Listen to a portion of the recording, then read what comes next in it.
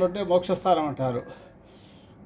ఈ రకంగా కేతు వివిధ భావాల్లో ఉండడం వల్ల జరిగే ఫలిత వల్ల ఇబ్బందులు వస్తున్నప్పుడు, కేతు మహాదశ నడుస్తున్నప్పుడు కానీ ఇబ్బందులు, చంద్రగ్రహంతో కలిసి ఉన్నప్పుడు స్కిజోఫర్నియా, డిప్రెషన్లోకి వెళ్ళడం లాంటి సమస్యలు కూడా వచ్చే అవకాశాలు ఉంటాయి.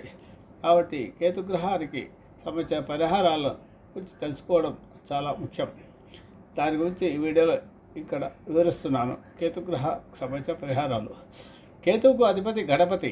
ముఖ్యంగా కేతువుకు అధిష్టాన దేవత గణపతి కాబట్టి గణపతిని ఎవరికైతే ఇబ్బందులు ఉంటాయో వారంతా కూడా కేతుగ్రహం వల్ల గణపతికి ప్రతిరోజు కొబ్బరి నూనెతో దీపారాధన చేయడము, అలాగే ఓం గం ఐం గణపతి నమ మంత్రాన్ని ప్రతిరోజు 105 సార్లు జపం చేసుకోవడము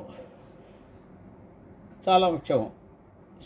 బుధవారం రోజు గణపతికి గరికతో ఆరాధన చేయడము, సంకష్ట చతుర్దశి పౌర్ణమి తర్వాత వచ్చే చతుర్దశి రోజు, చవితి రోజు గణపతికి సాయంకాలం ప్రదోషకాలంలో గణపతి ఆరాధన చేయడం వల్ల కూడా ఇబ్బందులు తగ్గుతాయి. ఇకపోతే ఇంకా కొన్ని రెమెడీస్ ఇక్కడ వివరిస్తున్నాను. కేతు అనుకూలంగా లేకపోతే తల్లి, తాతలు మరియు తల్లివైపు ఉన్న పెద్దల నుండి అనుకూలత తక్కువగా ఉంటుంది. వారితో విరోధం ఉండడము, వారికి దూరంగా ఉండడము, వారికి మీ మీద ప్రేమ లేకపోవడము, మిమ్మల్ని ఎక్కువగా ఆదరించే విషయాల్లో తక్కువ చిన్నచూపు చూడడం లాంటివి జరిగే అవకాశాలు ఎక్కువ ఉంటాయి. సామాన్యంగా కేతు జాతకంలో సరిగా లేకపోతే ఏదో ఒక అనారోగ్య సమస్య వస్తుంది.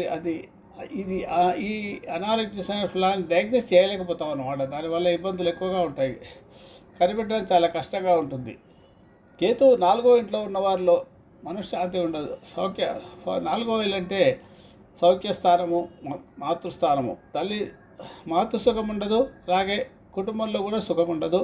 ఆస్తుల విషయంలో జాగ్రత్తగా ఉండాల్సిన అవసరం ఉంటుంది. కొన్ని ఆస్తులు లిటిగేషన్లో పడడము, ఏదో ప్రాబ్లమ్స్ రావడము, కోర్టు కేసులు జరగడము ఇలాంటివి జరుగుతాయి. కాబట్టి ఇలాంటివి కూడా జరిగే అవకాశాలు ఎక్కువ ఉన్నాయి. ఇలాంటి వారంతా కూడా మీ ఇంటి మీద త్రికోణాకారంలో ఉన్న కాషాయ రంగు జెండాను ఎగరవేయడం వల్ల కొంత ఉపశమనం లభిస్తుంది. మంగళవారం 7 సార్లు గణపతి రుణ విమోచన స్తోత్రం చదివి ఉప్పులేని పెరగన్నం నైవేద్యంగా పెట్టాలి స్వామికి.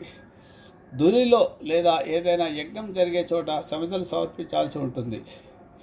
ఇదే కాకుండా ఇప్పుడు నేను చెప్పినట్టుగా సంకష్ట గణపతి చతుర్థిని ప్రతి నెల చేసుకోవడము, ప్రతి బుధవారం గరికతో గణపతి ఆరాధన చేసుకోవడం, ఓం గం ఐం గణపతి మంత్రాలు ప్రతిరోజు 105 సార్లు జపం చేసుకోవడం వల్ల కూడా ఇబ్బందులు తొలగుతాయి.